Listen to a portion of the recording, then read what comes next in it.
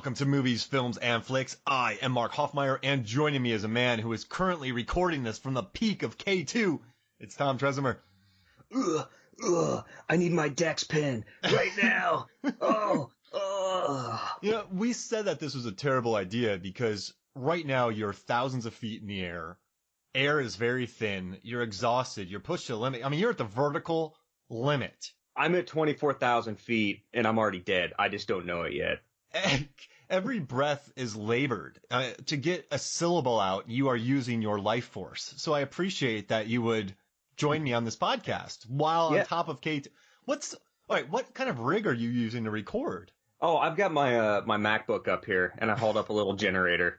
So we're good. We're sitting at about 26,000 feet at the moment, just below the summit. We got another little trek jaunt up the hill face, but we're almost there. I got my satellite phone. I want to give a big shout out to Anchor for their mobile battery packs. We're good to go. And I can't believe that you managed to fit a microphone inside of your oxygen mask inside of your beautiful North Face tent. Well, I'll tell you this beautiful microphone that I'm using, the blue like snowball, it fits perfectly inside my face mask. Just a little bit of a bulge there, but it's pretty comfortable. You don't even sound like Darth Vader at all. I mean, this says a lot about, when they say show don't tell, this is showing how great all of your gear is. It is. I mean, I'm saying like if these guys would have had this technology back in the 1920s, this wouldn't have been an issue going up these mountains at all. Yeah, what were they thinking? Just got to create some stuff, get innovative. Now, all right, so this movie, Vertical Limit, this is, aside from maybe Battleship, I've known you since, 6-7 years. This is probably the second most film you've ever discussed, Vertical Limit. I mean, we'll be talking about the best movies from the 1960s, and you'll get angry that we don't bring up Vertical Limit into it. And this was made in 2000. So what do you love so much about this movie, Vertical Limit? Well, I think it reflects who we are as individuals. I mean, we're both kind of wild and woolly guys. On a daily basis, we walk the razor's edge, but very few people like us will push it to the limit, and that's the vertical limit. And so I think it's just the duality of who we are as people and what this movie represents. Smart ass aside, I think it's just I think it's knowing how they actually shot this movie and that they went on location to do it. And I think that's what truly captivates me about this movie. It's like when you look at the scenery, that is not CGI. Like they are actually up on a mountain face doing this movie. And I just think that's awesome. Now, as an assistant director, would you want to work on a movie like this at the location they were at? I think it would probably initially intimidate me and scare the crap out of me. But yeah, I think it'd be working on something like this, I think would be like a once in a lifetime type of thing. How much coffee would you drink? Probably so much. I mean, you see those nitro canisters in that movie. I'd probably have one of those full of coffee. Those huge ones? That's like those 2 gallons. Yes. I would need all the coffee in the world to hang tight up there. I mean, this movie, so they filmed at Mount Cook in New Zealand, and they got exteriors, of course, at K2. They did beautiful exteriors, too, at Monument Valley in Utah. Mm-hmm. What I like, though, is, so I was looking at Mount Cook. I mean, that's still a 12,000 feet mountain in New Zealand, and apparently it has a 4.7 rating out of 246 Google reviews. Like, who hates Mount Cook? Like, what, too tall? Like, what kept it from being 5 on Google? Not tall enough. It wasn't tall enough. 1. You're like, wait, what? I didn't like Elliot Vaughn climbed that mountain too easily. Yeah, I did not like the snack machines at the base camp. They were not good. But this movie, and I was telling Megan this, we also just had a recent release of Tremors that we had on the podcast. And so watching Tremors, they went out and just filmed in the desert. They built a town in the desert. And so 30 years later, it still looks beautiful. I think Tremors really holds up. Mm-hmm. And you watch this from 2000, which is still 20 years ago, and there's obviously sets. You can't film inside a glacier or a mountain set. Yeah. It would be impossible. But it looks like just the cold, the snow, the mountains, it still looks good. Yeah, I was gonna say like it's really held up well 2 decades after its release. I think it's gonna be the 20th anniversary this December, so we're probably gonna have to throw a birthday party for it. But it's held up very, very well, and I mean they do have a lot of blue screen, green screen, work that's in the movie, and they've built these amazing sets. But on top of that, it's like the plates that they're using, and like they're actually out there in the elements. Like you see the steam from people's breath, like you can see the frost and the snow stuck to beards and faces, and snot, stuck to the upper lip. Like this is like real stuff that they've thrown their people into, and I just think that's cool. Like you don't see that nowadays. Now, you're gonna call me Roger Ebert, and you're gonna say I got this idea from him, but I love that this movie. This is a $75 million budget. Mm-hmm. They made this in '99 to release in 2000. In 1999, this movie got $75 million to be made. It made $215 million worldwide, which, with inflation, maybe 350? I mean, this was a big hit. So I miss movies like this that are kind of B-level, like B-movie plot, but with a $75 million budget, shot by a guy, Martin Campbell, who had just shot like Goldeneye, Mask of Zorro, No Escape. He uses a lot of the same actors, by the way, which I love.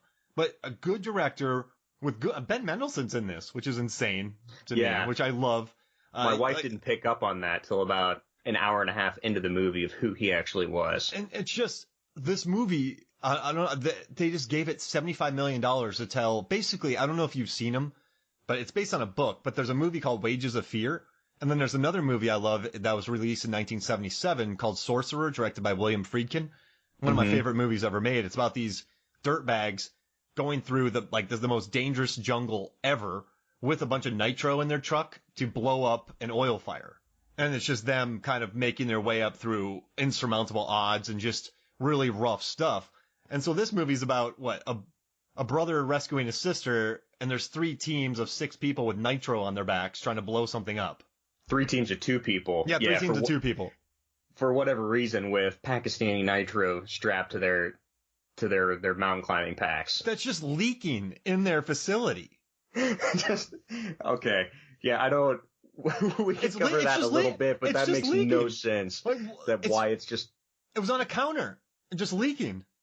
Those are terrible swell bottles that they're keeping those in. Like, I don't understand that might be my biggest beef with the movie is how they handle the nitro, but I can suspend my disbelief long enough to deal with it. And what I like about Martin Campbell is, so I went through and I read a lot of articles saying, normally I don't like these. So Tom, when you watch a movie about filmmaking and you see how completely unbelievable it is, so they're filming people making a film, those films would look like garbage, but we have to suspend our disbelief because most people don't know what that is. But in this movie, so many people were complaining about the climbing and all this and the running. But the director, Martin Campbell, was like, listen, guys, I was just making a movie that people could watch. Like, this is just fun. He's like, if we filmed actual people hiking, K2 at the top, they'd be moving 50 feet in 7 hours, and they wouldn't be able to speak. He's like, you can't make this movie. So, I don't know. You also read a lot about this. Was it weird that so many people were ragging on this movie for its climbing? I don't have any proof to back this up, but I think there's obviously a huge population of people out there that rock climb or hike or, they're mountaineers. And so and I don't know if it's those people necessarily, but I think a lot of people realize that, it does take days to ascend these giant mountains. And so these guys with time lapse, they're doing it in 2 hours, but they're like jogging up, an incredibly steep cliff, which isn't realistic. But yeah, as Martin Campbell said, like, if you try to boil it down and make it realistic, the movie would just be a slog. You wouldn't be able to get through it. It'd be boring. Like there'd be nothing entertaining or fun about it. And so I think that's what this movie does. It literally takes all the thrills you could possibly have on the side of a mountain, whether you survive them or not, and then it crams it into, a 2-hour experience. And I love how the guy who's actually been at top of Everest, K2, Ed Viesters, is his name, he went through the script, And he even knew this is a climbing movie. It's not a climbing actual climb. But there was a scene in the script where Chris O'Donnell got wiped out by an avalanche and he survived. Yep. And Ed's like, no, like, just please take that out. Just please. And I mean, listen, you have to create suspense. You have to create, this is for audiences to sit in a theater and enjoy, right? But I do like how it's somewhat grounded, right? At least they say, hey, they're dehydrated. You have 24 hours and you have 12 hours. And then we got to do this kind of climb. I like that aspect of it. So it's totally unbelievable, but they didn't make it really unbelievable. I think they do. They ground it in reality, but they obviously stretch it to its limits, possibly to its vertical limit of where it can go without breaking. I just got to tell you, I love how everything just keeps going wrong. So in the beginning, you have the Garrett's climbing. Dude, Stuart Wilson is the dad. He's in Mask of Zorro and No Escape. He's like the badass with the beard and long hair. I did not recognize him. I'm like, who's this jabroni playing, this Garrett guy? And then I read about him, like, I love this dude. It's weird seeing him without a beard. And it's, that whole scene, that whole intro is probably like the most human part of the movie as well. It's very cliffhanger-y. It is very cliffhanger-y. And he, it's those three, it's the Garrett family climbing with just two scrubs. Why those scrubs are climbing with them, I have no idea. Or above them. Or, yes, above them. And why on either side. And why is Chris O'Donnell taking photos without an arm strap on his camera? Well, I mean, he's still an amateur at that point. He has not yet landed a job with National Geographic. No, but you'd have a wrist strap, wouldn't you? One would think, but, he's a rock climber. He's got iron clip. He's got an iron claw. That grip. that scene, right? And then listen, it's tough. You have so he falls, everyone falls, and it's Chris O'Donnell on top, Robin Tooney as Annie in the middle, and their dad on the bottom. It's a family of climbers. And his dad is just going, kill me! Kill me! Like, yes. Kill me! And then you have Annie Peter. going, don't kill him, don't! I mean, Peter, grab your knife. You have to do something for me. And I'm like, why don't you have a knife? Do it yourself. Yeah, why does he have to do it? Wow, that's a great question. But then it's just kind of, but I love how this movie progresses. So he has to let his dad die. He and Annie become separated. He goes to shoot, which is badass. He's shooting snow leopards in that, like Pakistan, Afghanistan, that kind of area. Yeah. Pakistan. Beautiful scenery. But I don't like how he chastised his assistant for dropping a roll of film when he was snapping away and you hear the camera going ching ching ching ching ching ching ching ching ching. Like that didn't make any sense. But his assistant breaks his leg. Then he goes, finds his leg like in the most awful way imaginable. I have to think that stunt guy probably literally broke his legs on that fall. They did not look good. It's like they just really wanted us to know that guy's leg was obliterated into thousands of pieces. And then so he finds out that his sister's taking shady Bill Paxton, who I love, slimy Bill Paxton, up a mountain, but they're on a deadline. But then so they go up there and there's a massive storm. But then they get Scott Glenn in there, who's amazing in this movie. Who's, he just kind of grown mans everybody playing Montgomery Wick. But then Montgomery Wick, turns out that his wife died while on a hike with Bill Paxton. But then they have to take Nos up there. But then the Nos explodes, and then you turn out that Scott Glenn wants to kill Bill Paxton. But then Bill Paxton starts killing people. And it's just this movie. It's just this movie where the absurdity keeps getting ratcheted up, but I just put a smile on my face with every ounce of extra absurdity. Yeah, it's not only is the mountain going to kill you, it's now Elliot Vaughn is also going to try to kill you with a syringe full of air. And then you got Montgomery Wick around trying to kill toe-less Montgomery Wick. Like, I don't know, man. It's but that's what I love about this movie, and Ebert got it right. And I don't know what you thought about his review, but he said it was just a B movie with an A movie budget, and it just didn't care. It had fun. And he said how beautifully seamless everything looked. Did you agree with his review? I agree with everything except the B movie portion of it. This is an A-plus movie at its finest. Is Battleship an A-plus movie?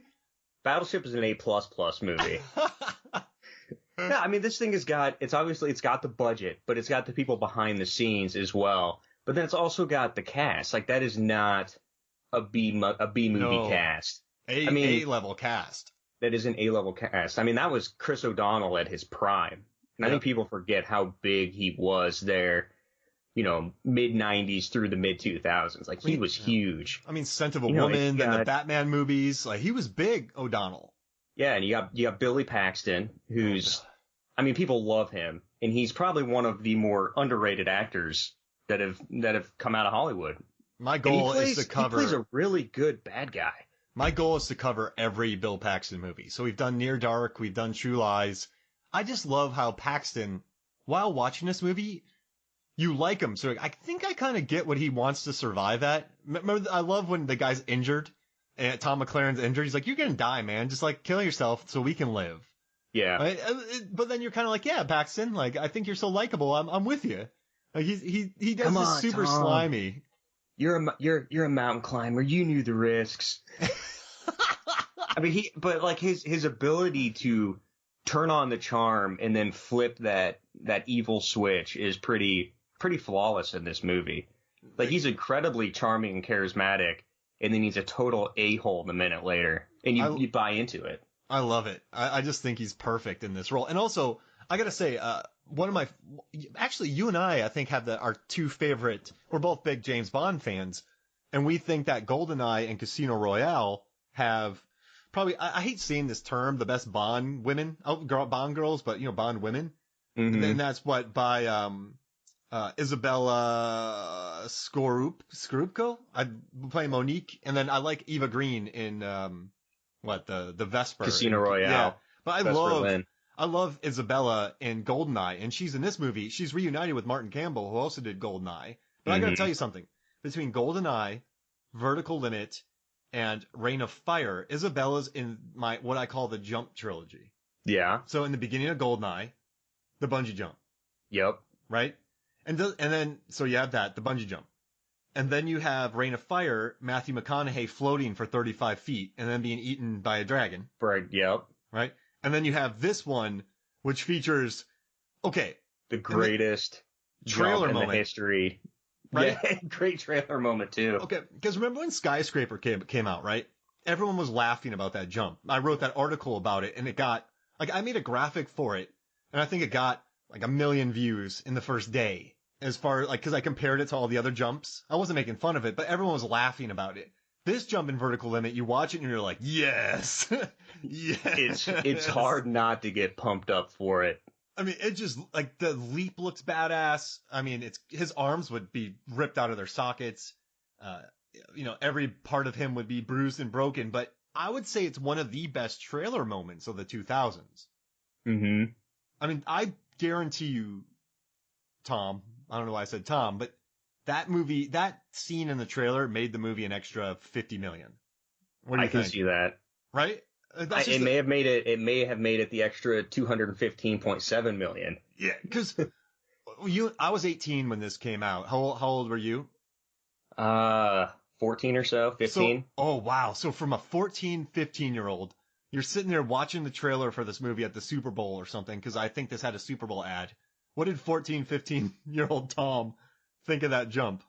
I don't know if I can disclose what happened, especially at that age. You had an awakening?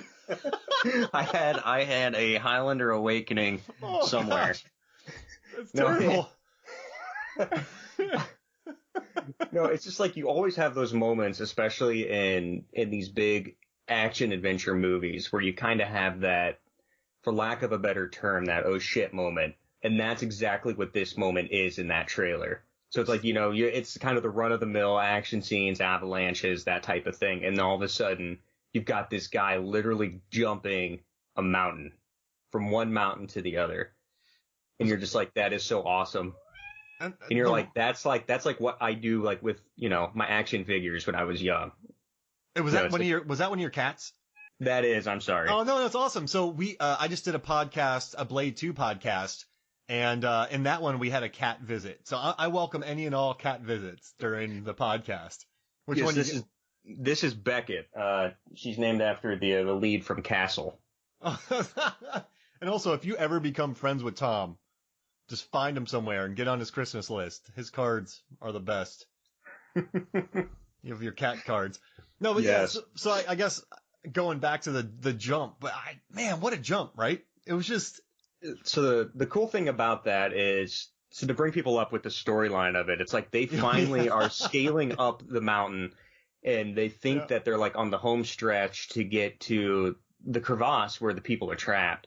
And all of a sudden there's this giant, like 4,000 foot gap in the mountains. And it's like, he doesn't even think, like they just like him and, Monique get up there and they both are just like, oh crap, what do we do now? And like, there's no thinking, there's no thought process whatsoever. And he straps on his helmet, ties a rope around his waist, and he just grabs 2 ice picks. And that is a great run leading up to that jump too. Like that's an awesome run. And he just launches himself off that thing, dual ice pick swinging and latches into that. But in the behind the scenes stuff, if you ever are able to watch tell me about it. Yeah, I want to hear about this. Okay, so they built this platform literally out there on the mountains. And so they had a crane that was up over it as well, and they literally strapped Chris O'Donnell to this thing, and he ran off the platform. It was almost just like a pendulum swing from like one side to the next. Wow. And so I just think that's what's awesome, is that like these cast members were out there doing this stuff themselves, hanging from mountains, thousands of feet up, just having fun with it. And it reflects, it shows. That's probably why I wanted Isabella too, because she had a great physicality, but I don't understand one line in this movie. So there's a guy I really like a lot in this movie. He was Skip Taylor. I liked him a lot. That guy. Yes, Robert Taylor. Longmire. Yep. But wait, what Oh, that's Longmire? That is Longmire. That is a young, handsome Longmire. Wow.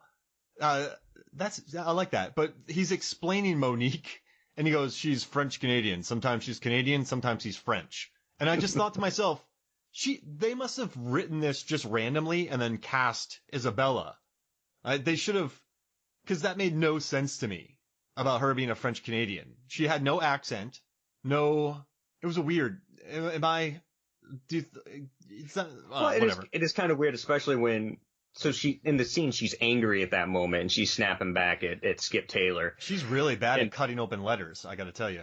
She is bad at cutting. I'm glad she didn't cut off her fingers. They would have had to find someone else to go up that mountain if she had done that. So it's like Skip is like the managerial director of the base camp. So they actually have these crazy base camps that are on all of these mountains. And it's like from what I've understand, it turns into these giant parties, but they also have to have administrative people that run these base camps. So Skip Taylor, Skip Taylor is Robert Taylor. He's like the director of the base camp. And then like Monique, like is like the, handles the day-to-day runnings of the thing. And so she's right under him.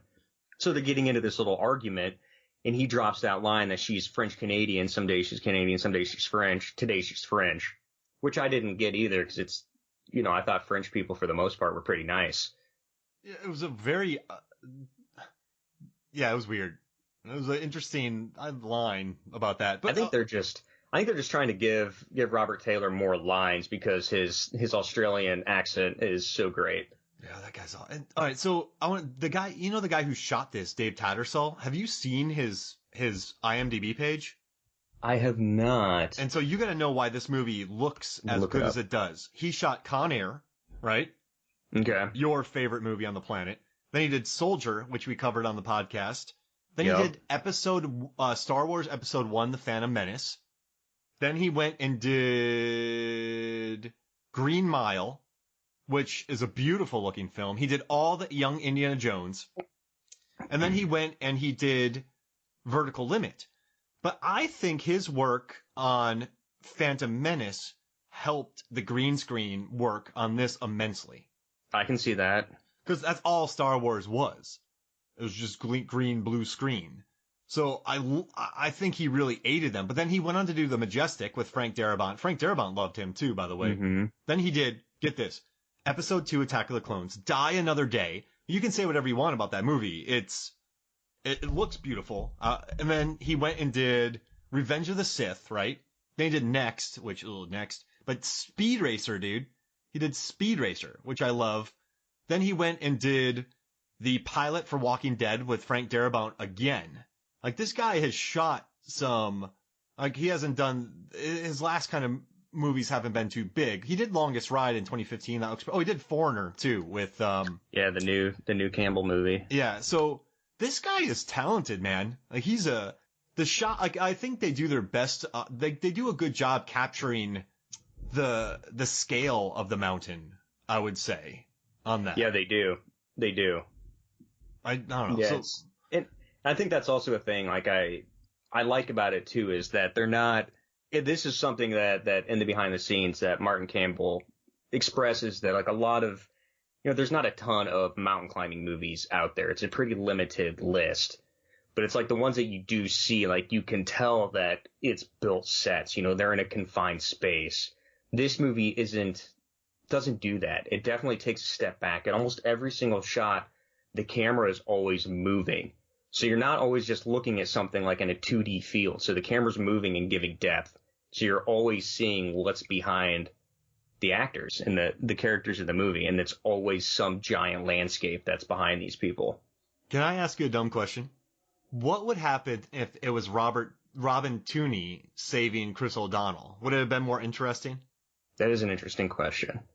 Because I like Chris O'Donnell in this movie, but when I think about this movie, I think more about Bill Paxton, Isabella, Ben Mendelsohn, those characters. I don't really. Chris O'Donnell's great. There's nothing wrong with Chris O'Donnell in this movie, but would you think it would have been a more interesting angle to have her on that? It would have been an interesting angle. I mean, you couldn't do it in 2000, probably, the way blockbusters were, which is a shame. Yeah, that would have been a hard sell back then. I don't know. That's interesting.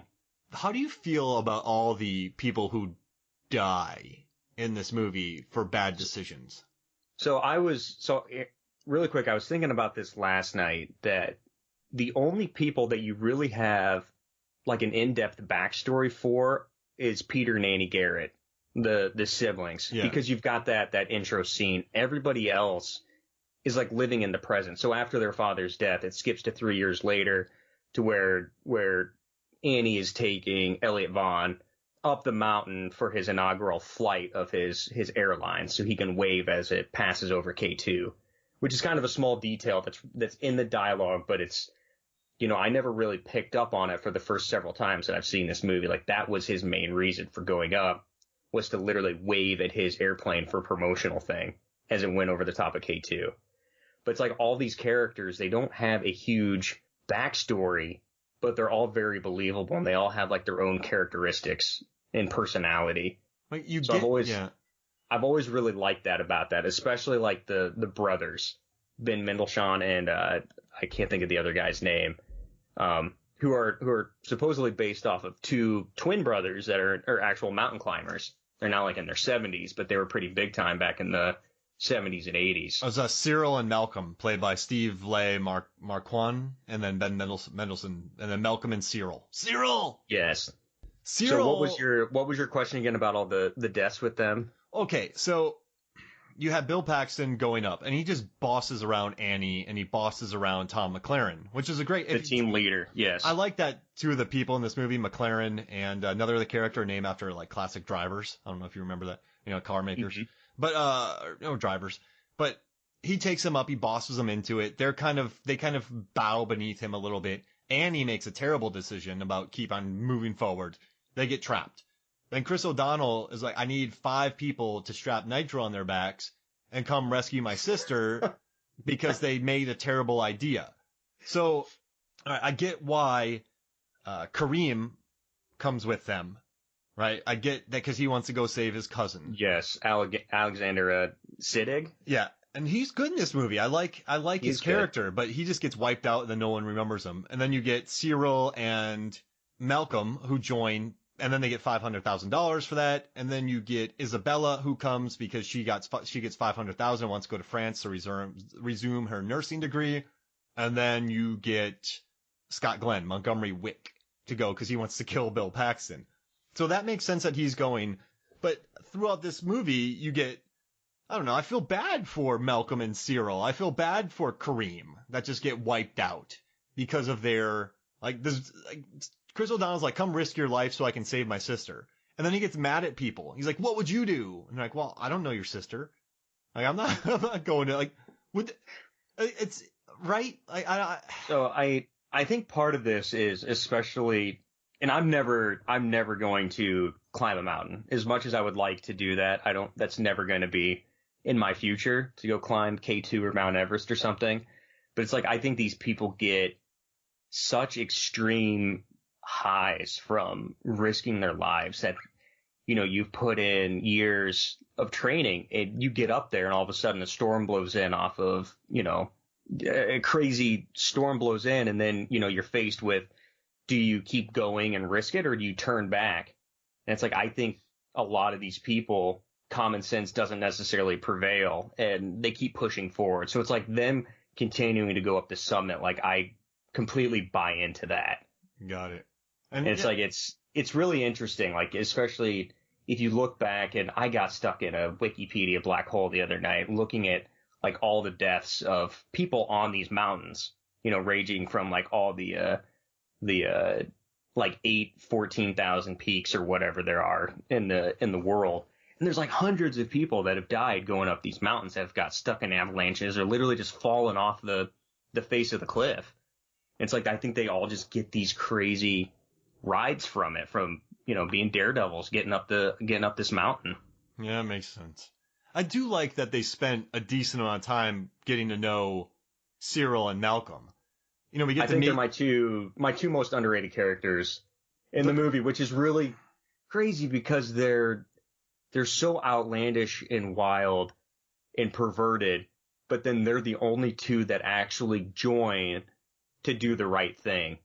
Yeah. I mean, other than Peter, and then I guess Skip was originally going to go with them as well before Montgomery Wick said no, which was a bad idea as well.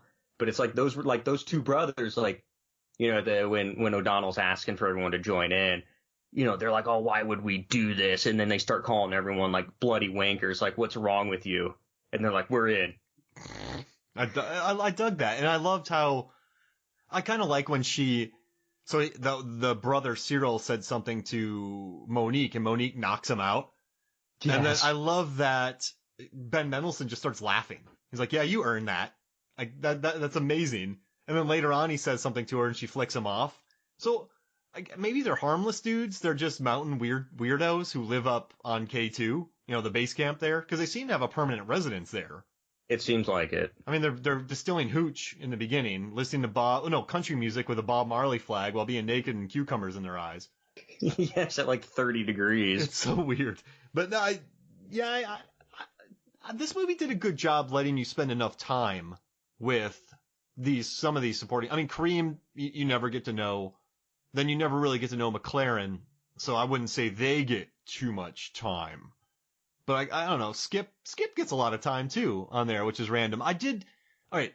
I know every movie has to have this, but how in the heck did Chris O'Donnell woo Monique in like 36 hours? Or maybe close knit. That was like a forced relationship, wasn't it?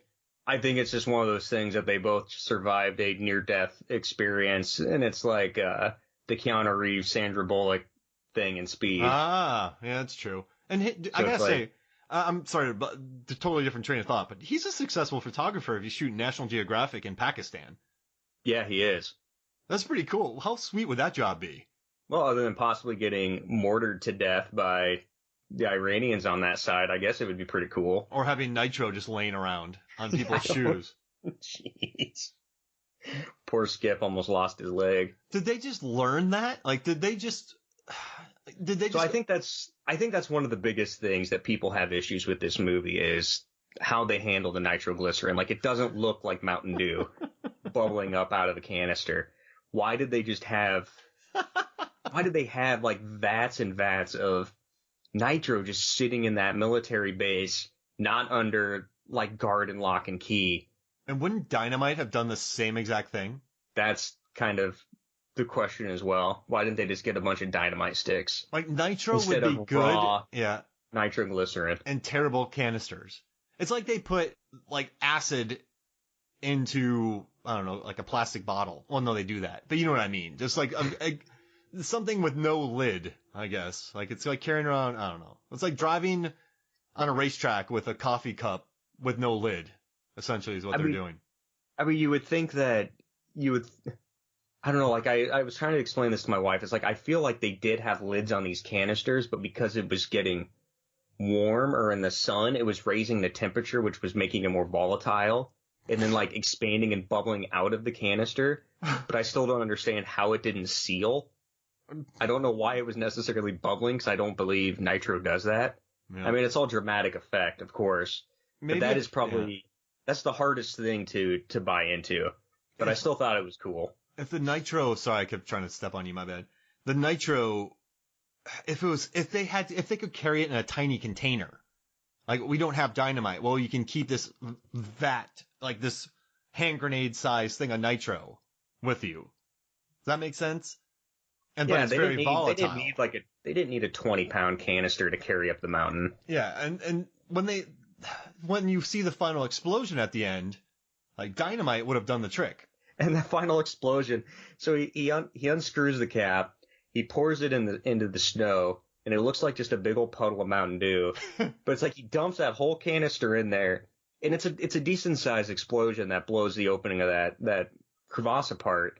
But still, it's nothing compared to when the canister falls out of Cyril's pack. Oh, with him and Monique hanging on the side.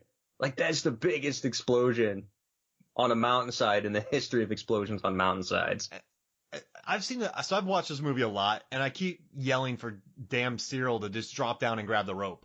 Instead, he turns around and freezes. He should just jump down and grab the rope, right? With One Monique. would have thought, yes. Listen, here's the thing. I have never been climbing on K2 after a massive explosion when a giant avalanche is coming towards me, so I can't woulda, coulda, shoulda, but... Yeah, I mean, hindsight's always 20/20. I'm sure halfway down his fall, he was probably thinking... He probably should have dropped. Just grab that rope. I hate when people say that, though. I would have done this, or, if I was fighting Mike Tyson, I'd throw a rope-a-dope. No, you'd be unconscious. So, I guess that's fair. Well, when you're fighting an avalanche, it's going to be tough, too. Yeah, only The Rock could probably win right now against it. Maybe Statham. They just jump over it. Hey, so how about this? Let's take a quick break. When we come back, we will talk more Vertical Limit. Welcome back to Movies, Films, and Flicks, and I have a surprise for you, Tom. I have a surprise draft that we've been doing. So every Movies, Films, and Flicks episode, I bust a surprise draft on who's ever joining me on the podcast, and then I put it up on Movies, Films, and Flicks Facebook. So this week's draft we are drafting action films from 2000. Oh, okay. Now, there's a wide swath. So you can do superhero films, you could do thrillers. I'm not really, you can pick a decent amount. I'm not trying to limit what you pick, if that makes sense. Okay. So you could include, Battlefield Earth if you wanted. Classic film, I might. Yeah. So you could, you have an option. You have plenty of options to do. So, let's see. And this is just from the year 2000. Yeah. So we're doing a 2000 action films draft. So wait, not 2000s, 2000. So the year 2000. You can draft action movies. So I have a number between 1 and 2 up. What's the number? I'll go 1. I got 2, so I get the first draft.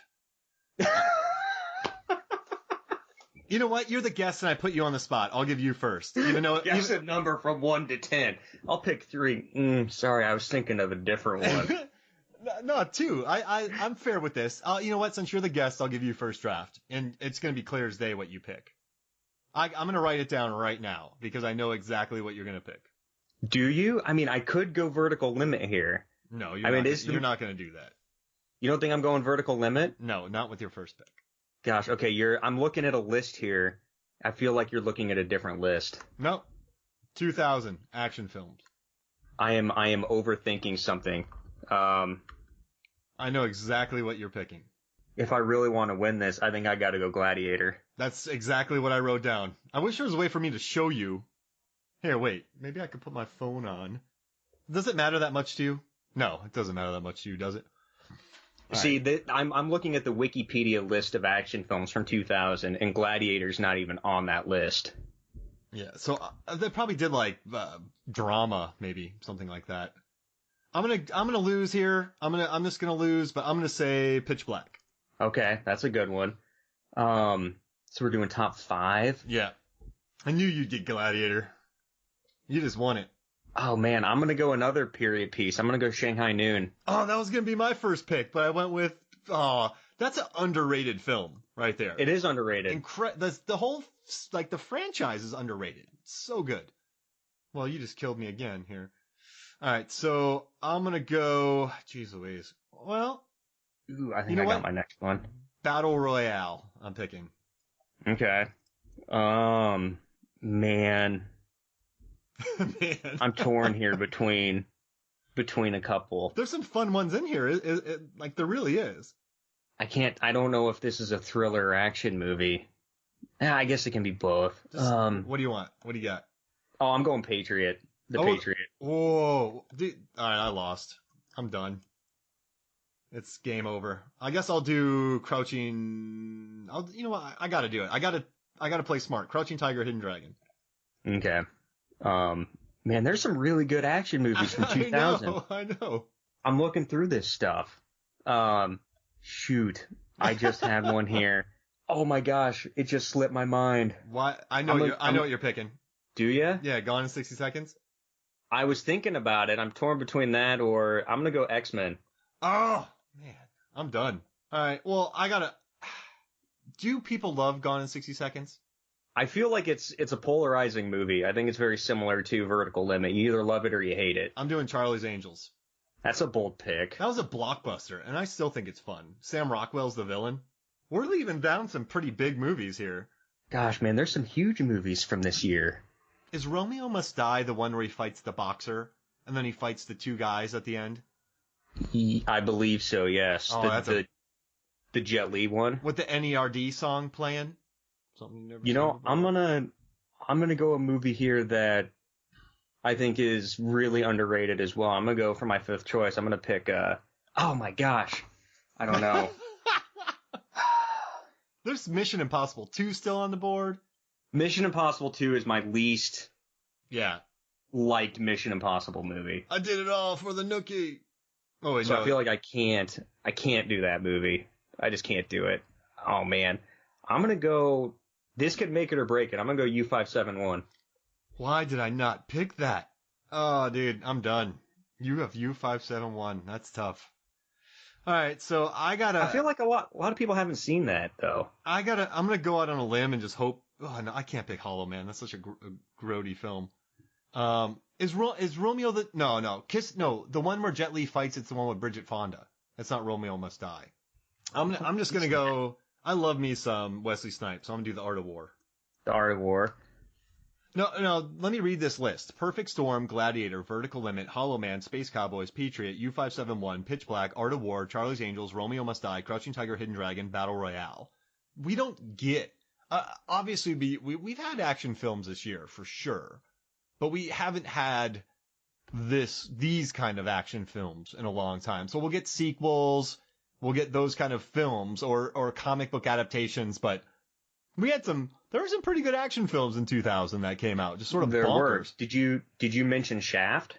I did not mention. People love that movie too. Yeah, that was close to my number 5. Christian Bale in there. Yep. I don't know.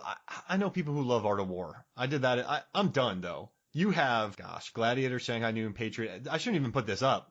I shouldn't I should just put you for both picks. Can I sweep the votes, or do you think Megan will vote for you for a sympathetic husband vote? My wife does not do that. If she likes a team, and I tell her not to, because that's weird, man. Like that the poll that we just did, my mother-in-law went against me, all my cousins, a bunch of MFF contributors voted against me, but that's the way it should be. Like that, I don't want clicks voting. I want if the team you like is a team you vote for. Mm-hmm. Now, I do think Battle Royale or Pitch Black or Charlie's Angels could get me votes. So I think I have a scrappy squad. You're going to win 70-30. I have a feeling. Man, I forgot about Tigerland. Oh, that's another good one. It's not as much action. I would say it's definitely more of a war drama. Now, despite all these action movies we just talked about, the best helicopter scene is in Vertical Limit. Yes, I think the only other helicopter scene that could ever rival what's in Vertical Limit is the helicopter scene from another mountain movie, Cliffhanger. Oh my gosh. You know what I love about that is, so we covered, that was one of our biggest episodes of last year. And what I love a lot about that is when John Lithgow says to Stallone, throw me the money. Stallone throws him the money. But he throws it into the helicopter blades and it goes everywhere. Yeah. John Lithgow goes, why? No! Like, he's legit heartbroken. So Stallone obviously lied to him, but he really took it personally. Like, why would you do this to me? He was so depressed. Yeah, I mean, you think about it, Stallone could have done anything with that movie if he just turned around and walked away. Yeah, Lithgow's not going to catch him. No, he's going to be stuck there. Everyone's going to be stuck on the mountainside. He could have walked away with Michael Rooker and his lady, and they could have lived happily ever after. Oh, Instead, he throws it into the blades. No. But they're two kind of crazy different action scenes. You know, you've got the cliffhanger where the helicopter is hanging by a cable upside down the side of a cliff face, whereas in Vertical Limit, you know, they are trying to get as high as they can to start their trek, to start their ascent up the mountains. It's like this helicopter's going, you know, as high as it can go because the air's so thin, up to like 19,000 feet, trying to drop these guys off at a perfectly placed cliff ledge that's just waiting for them, that it can't get any higher too. I love that Jango Fett is an amazing helicopter pilot. Mm-hmm. I mean, well, I know his name is Tamora Oh my Morrison. gosh. That is the dude who plays Django. That's unreal. And he's Aquaman's dad. But he's an amazing pilot to do that. Now, I got to say something. Tom, you are on a helicopter rescue mission, right? Is there somebody else on this planet other than Scott Glenn that you would trust saving your life? Maybe, boy, dangling like that? Maybe John McClane? Well, but I don't know, dude. Scott Glenn's just got like that raw old man strength. He's wiry. He is so wiry. He would just pick you up. In this movie, though, everything Scott Glenn... He'd be a hell of a field goal kicker if he had all of his toes. Oh, gosh. I love replacements. He's wiry. Now, in this movie, everything Scott Glenn does, you just go, yes. I'm not even on the mountain, and I agreed with everything. If he looked through the screen and said, Mark, go get me a Coca-Cola, I'd be like, oh, okay. I don't know. I'll track down to base camp and get you one. Yeah, I'll be back tomorrow. Like, he would just... There's a scene, so Skip Taylor's supposed to go up, and the 2-bit hustler, Skip Taylor, you don't think he's been jockeying me for this? He's like, Skip, you're at base camp. I'm going. And everyone's like, oh, okay. And then when he breaks up the teams and all the groups, everyone just listens. It's just... but the thing is, it's earned though. I don't know. I miss Daredevil too. I loved him in that show. And he's in great. He's in a Fire and Ice movie thing, Backdraft, and this. But no, I like him a lot in this character, man, in this movie, because I just believe every single thing he says. He's got arguably one of the greatest names as well. I mean, we've said it several times, but Montgomery Wick, there's nothing more manly and badass than having your name be Montgomery. And it's named after 2 hikers. Did you know that? Yeah, I did not know that. Yeah, 2 famous hikers, Montgomery Wick. Now, I have a question. You've watched this DVD a lot. Can you tell me more about the behind-the-scenes stuff that you watched? Because I just want to know more about the making of this movie. Well, since we're on the Scott Glenn topic, it's kind of interesting is that he had never mountain climbed before this movie. He had never really been interested in doing anything like that. But he's always been like such a physical presence and always been just a, you know, more or less a go-getter, and he's not afraid to jump into these situations. But not trying to toot his horn too much, he actually, like, he said, like, the moment he strapped on those boots and grabbed, like, the ice picks in his hands, he just felt something, like, primordial. You know, just, like, going back to, like, the roots of what it's all about, really. And so he got really big into this mountain climbing stuff, and he would just, like, train on the side, trying to make everything he did look as realistic as possible. And so then he kept badgering Martin Campbell for weeks and weeks and weeks. It was like a 120-day shoot, which is that's a long shoot. You're a different human being after that. And so he kept badgering Campbell about adding in a scene of him by himself climbing up a mountain without any support. And so finally Campbell was like, fine, I will do it if you will leave me alone. And they did it, and it made it into the movie. And it's shortly after, I think it's shortly after he tells O'Donnell that Annie has pulmonary edema. And so he is then climbing up. You know, they've got this awesome shot when the music cue kicks in and the camera pulls back, and he's like ice picking his way up, you know, a giant ice wall.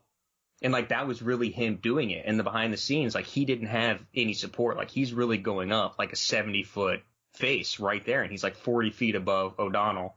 Then they've got the whole scene where he's on the, you know, he's talking on the walkie, and I think that's when they figure out that, I want to say that might be where they figure out that the nitro is not good nitro. So what do you think about the subplot about his wife dying with Bill Paxton? It definitely adds a bit of drama to it. I mean, you don't get Montgomery Wick up that mountain, you know, the wiry, crusty old man going up the mountain without revenge in his mind. So I feel like that's the only way they could get him to go, which is both good and bad. I would have loved to see Robert Taylor go up that mountain. I feel like you send O'Donnell back and have Taylor go up with him. You know the mountain better. Yeah. Man, that's I like him in this movie. And then Ben Mendelsohn too. He's a star now. I mean, he's been in Marvel, Star Wars, he's been in the Batman worlds, he's in Animal Kingdom, which I love. He's in a movie called Startup, which is brilliant. He showed a lot of screen presence in this movie as well, don't you think? For very little that's given to him, I think he makes the most out of it. He does too much laughing, though. He laughs a lot in this movie. He's a happy-go-lucky dude. He's living it up. He's having the time of his life, even after his brother's vaporized. You know, he's having a good time. Oh yeah, they were laughing.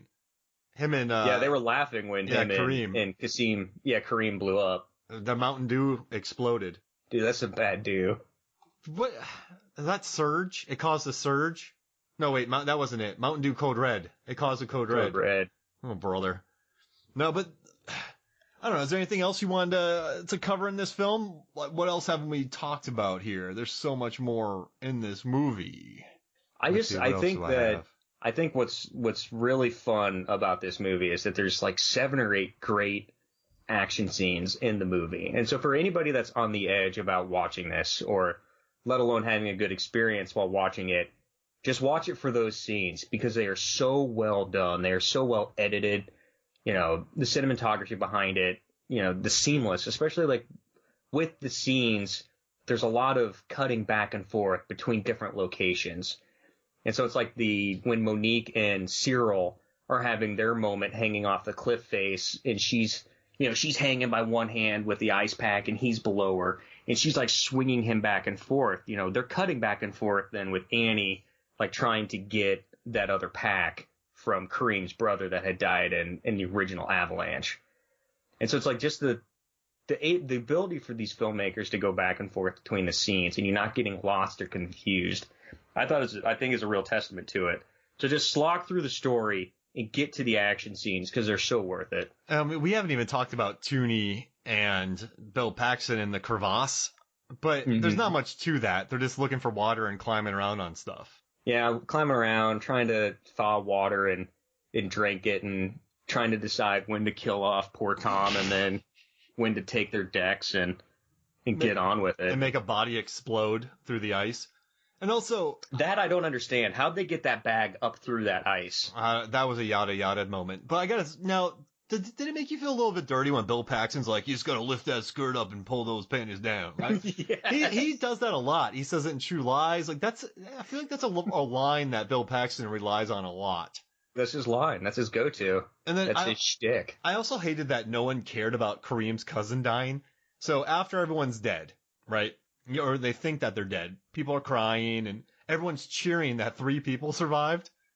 But then there's Kareem's cousin who's dead, who's an expert climber, and no one cared one bit about Kareem's cousin. I didn't like that. Yeah, poor Kareem, and even his cousin. They kind of got the shaft, and you know, they really weren't remembered very well. And also Ben Mendelsohn hating on Kareem about praying.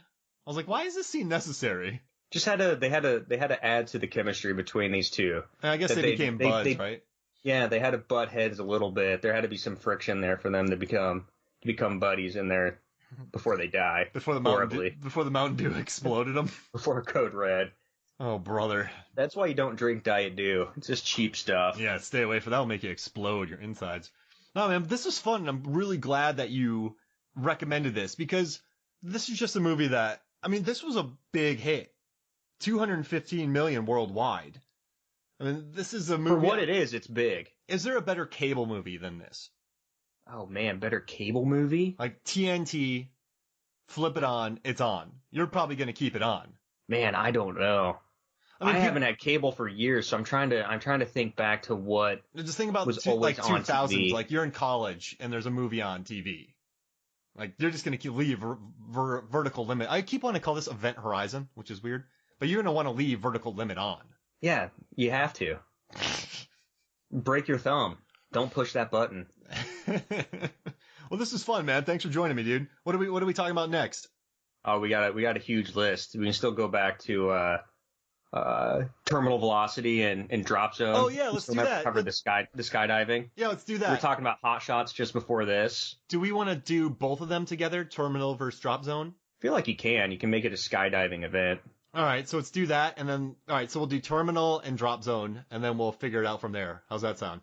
That sounds perfect. That was awesome. So for me, Mark Hoffmeyer, for Tom Mad Dog Tresmer, this is Movies, Films, and Flicks. We'll see you next week.